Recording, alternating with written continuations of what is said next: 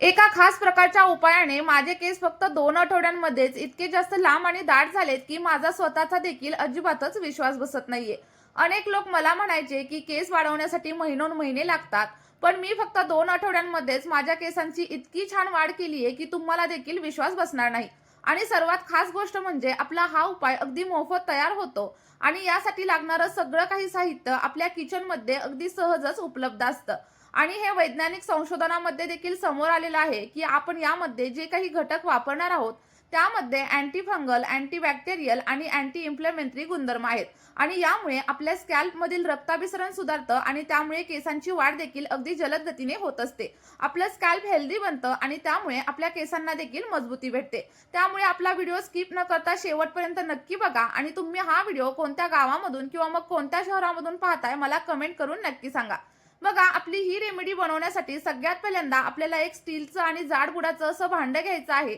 लक्षात ठेवा, ॲल्युमिनियमचं भांडं अजिबात घेऊ नका. आणि त्यानंतर याच भांड्यामध्ये आपल्याला 1 ग्लास एवढं फिल्टर केलेलं पाणी ॲड करायचं आहे. लक्षात ठेवा, तुम्ही साधं पाणी वापरा किंवा मग पिण्यासाठी जे पाणी वापरत असाल ते वापरा. फक्त खारं पाणी किंवा मग बोरिंगचं पाणी अजिबात वापरू नका. त्यानंतर आता आपण यामध्ये ॲड करणार आहे कडुलिंबाची पानं, जी की आपल्या आरोग्यासाठी देखील खूप जास्त फायदेशीर असतात, पण त्यापेक्षाही जास्त आपल्या केसांसाठीही फायदेशीर असतात. यामुळे आपल्या केसांमधील कोंडा आणि इचिंग देखील कमी होण्यासाठी हेल्प होत असते. आणि हा आपला एकच उपाय तुमच्या केसांच्या सगळ्या काही समस्या दूर करेल. आणि सगळ्यात खास गोष्ट म्हणजे हा उपाय अगदी सगळ्या वयोगटातील लोक नक्कीच वापरू शकतात. त्यानंतर जर तुमच्याकडे जास्वंदाची पानं असतील तर ती देखील तुम्ही या रेमेडीमध्ये नक्कीच ऍड करू शकता.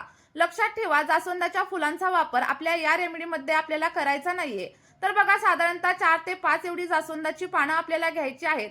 कारण जास्वंदाची पाने आपल्या केसांमध्ये काळेपणा, घनता आणि सोबतच चमक आणण्यासाठी खूप जास्त प्रमाणावरती हेल्प करत असतात.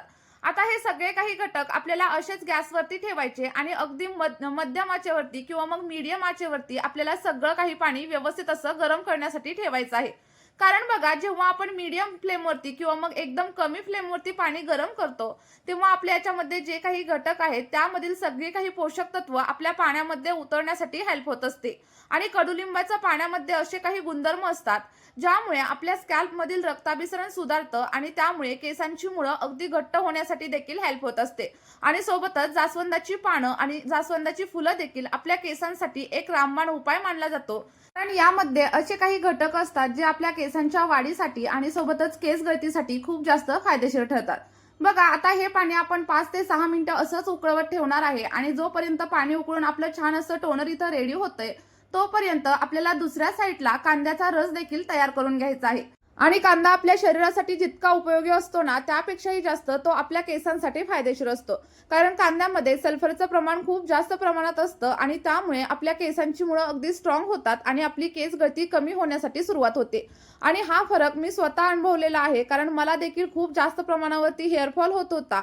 माझे केस खूप जास्त गळायचे. विशेषतः प्रेग्नेन्सीच्या काळामध्ये मला इतका केस गळतीचा प्रॉब्लेम होता की मी अगदी त्रस्त झालेले होते. पण या एका उपायाने माझी केस गळती पूर्णपणे कमी केली. कारण कांद्यामध्ये सल्फर असतं आणि हे आपल्या केसांच्या मुळांना अगदी स्ट्रॉंग करतं आणि त्यामुळे आपल्या केसांची वाढ देखील अगदी जलद गतीने होत असते. यामध्ये कॅरेटीन प्रोटीन असतात जे आपल्या केसांवरती संरक्षणात्मक थर तयार करतात. त्यामुळे आपले जिथे जिथे केस गेलेले असतील ना त्या ठिकाणी देखील नवीन केस उगवायला हेल्प होत असते. लक्षात ठेवा, रेमेडी बनवण्यासाठी जेवढा लाल कांदा तुम्हाला वापरता येईल तेवढा वापरा. पांढऱ्या रंगाचा कांदा अजिबात घेऊ नका. आणि त्यानंतर आपल्याला कांद्याला अगदी छोट्या छोट्या पीसेसमध्ये व्यवस्थित असं कट करून घ्यायचं आहे. तुम्ही लहान मोठ्या कशाही आकारामध्ये कांद्याला कट करून घेऊ शकता. कारण आपल्याला शेवटी याचा ज्यूसच बनवून घ्यायचा आहे. आता आपण कट केलेला जो काही कांदा आहे तो एका मिक्सरच्या ग्राइंडरमध्ये ऍड करा आणि व्यवस्थित असा बारीक करून घ्या. किंवा जर तुमच्याकडे ग्राइंडर नसेल, तुम्ही हॉस्टेलवरती वगैरे राहत असाल ना, तर छोटीशी एखादी किसणी घ्या आणि किसणीच्या साह्याने देखील तुम्ही कांदा किसून त्याचा ज्यूस नक्कीच काढू शकता. बघा, इथं व्यवस्थित असं ग्राइंड करून आपल्या कांद्याचा रस इथं रेडी झालेला आहे आणि हाच रस तुमच्या केसांसाठी अतिशय रामबाण असा उपाय म्हणून काम करणार आहे. आता बघा, तोपर्यंत आपण दुसऱ्या साईडला जे काही पाणी ठेवलेलं होतं ते देखील हळूहळू गरम झालेलं तुम्हाला दिसत आहे.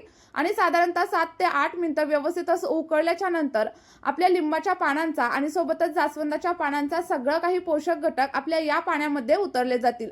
जोपर्यंत आपण घेतलेलं पाणी अगदी अर्धं राहत नाही आणि पाण्याचा कलर पूर्णपणे ग्रीन कलरचा होत नाही, तोपर्यंत आपल्याला सगळं काही पाणी व्यवस्थित असं बॉईल करून घ्यायचं आहे. लक्षात ठेवा, हाय फ्लेमवरती अजिबात बॉईल करू नका. मीडियम किंवा मग लो फ्लेमवरती आपलं सगळं काही टोनर आपल्याला इथं रेडी करून घ्यायचं आहे. आणि आपण यामध्ये जी काही लिंबाची आणि जास्वंदाची पानं वापरलीत, यामुळे तुमच्या केसांची गळती थांबणार आहे आणि नवीन केस उगवण्यासाठी हेल्प होणार आहे. बघा, आपलं व्यवस्थित असं टोनर तयार झाल्याच्या नंतर गॅसची फ्लेम बंद करा आणि टोनर थंड होण्यासाठी ठेवून द्या. बघा, इथं मी गरम असतानाच गाळून घेणार आहे, पण जेव्हा पण मी हे केसांवरती अप्लाय करेल तेव्हा अगदी थंड झाल्यानंतर किंवा मग कोमट असल्यानंतरच अप्लाय करणार आहे. कारण गरम कोणताही पदार्थ केसांवरती अप्लाय करू नका आणि जर तुम्ही असं केलं तर केस अगदी ड्राय होतील आणि फ्रीझी होतील. आणि मी ज्याप्रमाणे तुम्हाला व्हिडिओमध्ये सांगितले सेम त्याचप्रमाणे तुम्ही देखील टोनर तयार करा आणि केसांवरती वापरून बघा. आणि हे जे टोनर किंवा मग सिरम आहे ते बनवल्यानंतर तुम्हाला बाजारामधील कोणतंही टोनर किंवा मग सिरम विकत घेण्याची अजिबातच गरज लागणार नाही. आता हे तयार झालेलं सिरम तुम्ही एखाद्या काचेच्या बॉटलमध्ये भरून अगदी 2 ते 3 आठवड्यांसाठी फ्रीजमध्ये स्टोअर देखील नक्कीच करू शकता. पण मी तुम्हाला इथं सजेस्ट करेल की तुम्ही ताजं असं सिरम बनवा आणि लगेचच केसांवरती अप्लाय करा. असं केल्यामुळे याचे जे काही फायदे आहेत ते दुप्पट ते तिप्पट पटीने वाढत असतात. आणि बघा, जेव्हा पण तुम्हाला सिरम तुमच्या केसांवरती अप्लाय करायचंय तेव्हा आपण जो काही कांद्याचा रस काढून घेतलेला होता तो याच्यामध्ये ऍड करा.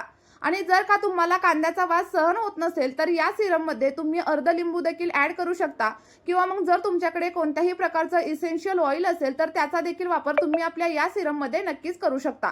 आणि आठवड्यामधून फक्त 3 ते 4 वेळा जर तुम्ही हे सिरम तुमच्या केसांवरती वापरलं तर तुमच्या केसांमध्ये अगदी 2 ते 3 वापरांमध्येच तुम्हाला फरक जाणवायला सुरुवात होईल. आणि जर तुम्ही आपलं हे सिरम सलग 2 ते 3 महिने जर वापरून पाहिलं ना तर तुमच्या केसांशी संबंधित ज्या काही समस्या असतील त्या अगदी हळूहळू कमी होतील. आणि केसांमध्ये असलेली कोंड्याची समस्या सोबतच इची स्कॅल्पची समस्या सगळं काही हळूहळू कमी होण्यासाठी तुम्हाला हेल्प होणार आहे. त्यामुळे आपलं हे सिरम तुम्ही कमीत कमी 21 दिवस तरी नक्की ट्राय करून बघा. आणि ट्राय करून बघितल्याच्या नंतर जे काही तुम्हाला अनुभव येतील ते देखील मला कमेंटमध्ये सांगायला अजिबातच विसरू नका.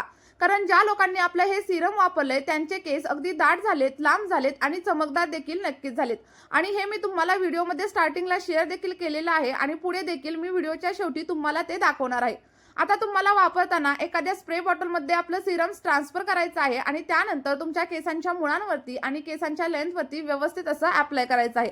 अप्लाय केल्याच्या नंतर अगदी 2 ते 3 मिनिटं हलक्या हाताने मसाज करा आणि त्यानंतर तुम्ही 1 ते 2 तासांनी हेअर वॉश देखील नक्कीच करू शकता. आणि जर तुम्हाला रात्री लावायचं असेल तर तुम्ही रात्री लावून सकाळी देखील हेअर वॉश नक्कीच करू शकता. फक्त एक गोष्ट लक्षात ठेवायची, शॅम्पू करताना शॅम्पू डायरेक्टली आपल्या स्कॅल्पवरती अजिबात अप्लाय करायचा नाही. तर पहिल्यांदा आपल्याला शॅम्पू थोड्याशा पाण्यामध्ये डायल्यूट करून घ्यायचा आणि डायल्यूट केल्यानंतरच आपल्या केसांच्या मुळांवरती आणि सोबतच केसांच्या लेंथवरती अप्लाय करायचा. असं केल्यामुळं काय होतं की शॅम्पूमधील जे काही केमिकल्स असतात ते डायरेक्टली आपल्या स्कॅल्पवरती आणि आपल्या केसांच्या लेंथवरती अप्लाय होत नाहीत आणि त्यामुळे आपले केस देखील अगदी ड्राय आणि फ्रीझी होण्यापासून वाचत असतात.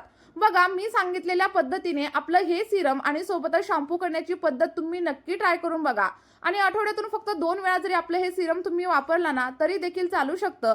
आणि जर का तुमच्याकडे टाइम नसेल तर एकदा वापरलं तरी देखील पुरेसं आहे. त्यामुळे नक्की ट्राय करून बघा. तुम्हाला जे काही अनुभव येतील ते माझ्यासोबत कमेंटमध्ये शेअर करायला अजिबात विसरू नका. चला तर मग या व्हिडिओमध्ये आपण इथेच थांबूया. भेटूयात अशाच एका नवीन व्हिडिओमध्ये आणि नवीन अशा नैसर्गिक रेमेडी सोबत. Bye bye.